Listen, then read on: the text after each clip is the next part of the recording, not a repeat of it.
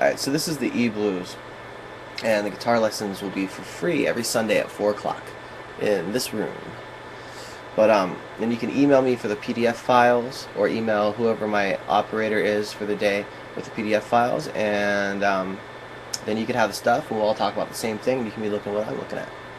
So anyway, the E Blues, you're going to play the lowest two strings, the 5th and the 6th strings, these two, put your first finger on the 2nd fret, and then your 3rd finger will go on the 4th fret. It's going to be an alternation between those. And it's a little shuffle. Hey, Willie.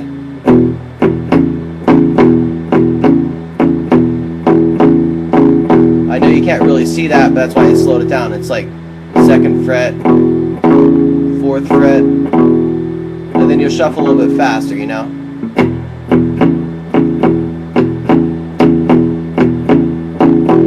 Alright, and then you'll take that same pattern and you'll move it over a string. So now you're playing the 5th string and the 4th string. So it's the 5th string and the 4th string, and again your 2nd finger is, or your 1st finger is on the 2nd fret of the 4th string. And again you're going to alternate.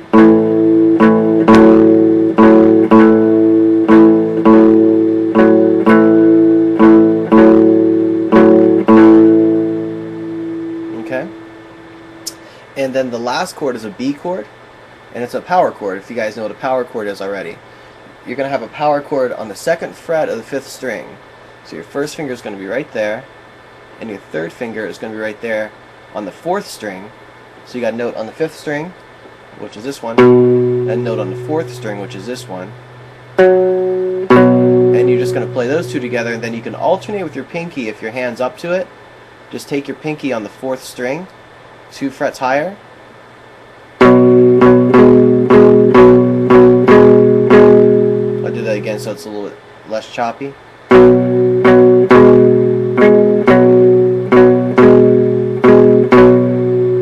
Or if your fingers aren't up to that one yet, you can just go.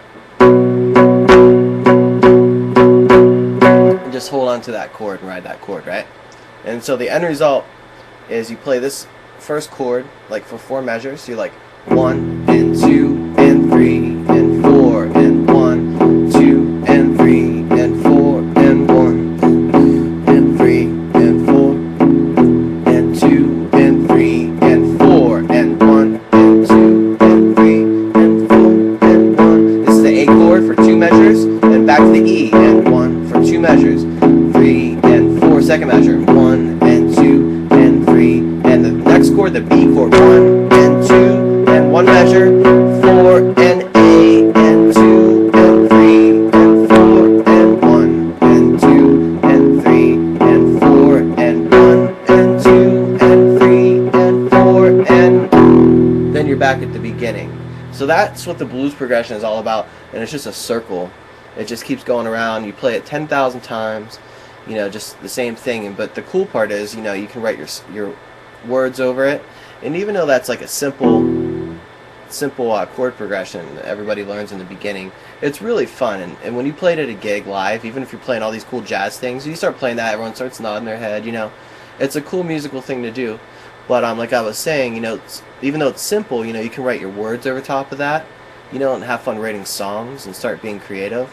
Then you could also improvise and do your soloing over top of that too. Give me 1 second, I have to shut my door here.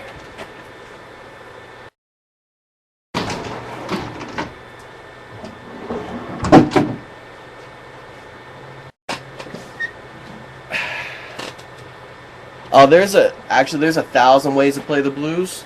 Maybe not 1,000, but there's a ton of ways to play the blues.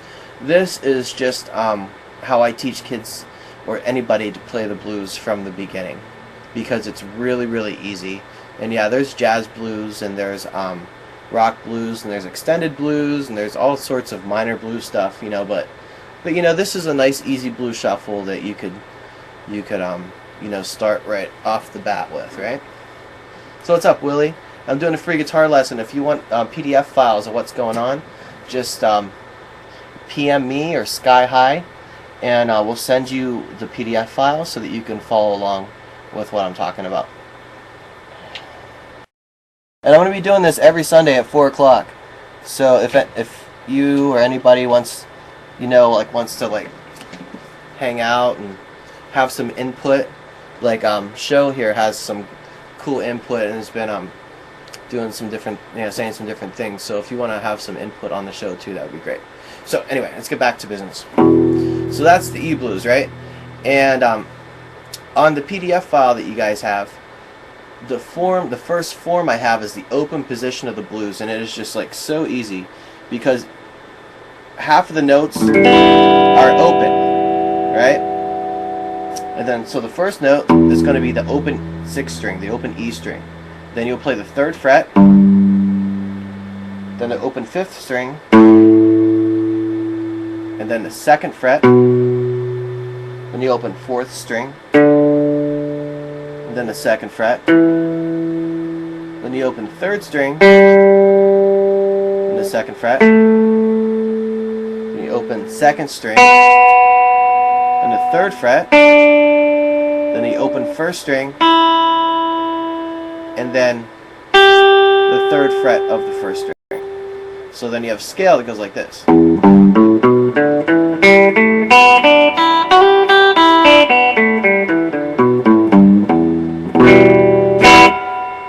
Okay, and that's like the best thing to start with soloing. And when I teach students how to solo, I don't say, okay, here's your scale and here's your chord progression, just go at it. Because that's still, even though the scale's not that complex, it's still a lot of notes. There's 12 notes for a new person doing this to deal with. So what I always recommend is that you start with the 1st string, right? 1st string, and play the open note and then the 3rd fret. And that's it. Just force yourself to be limited to those 2 notes, and it'll do a lot for you because you have a limitation. You only have 2 notes. It's hard to mess that up. And so you'll think more like a musician or an artist rather than, oh man, I gotta be a technician and learn all these notes real quick and act like I know what I'm talking about. So so this is kind of what I recommend doing, going like this.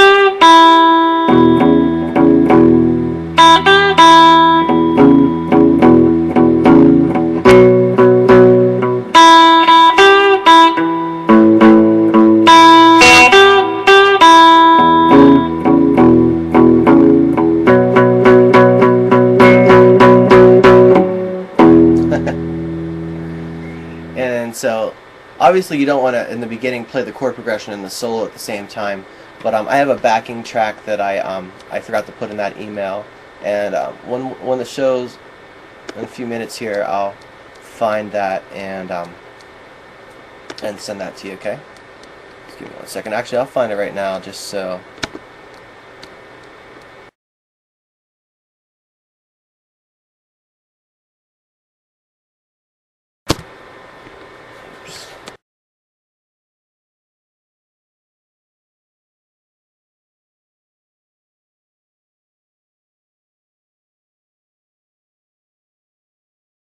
Actually, I'm going to stop this one. I'm going to do another recording for the soloing. So here we go. Hold on 1 second. Be right back.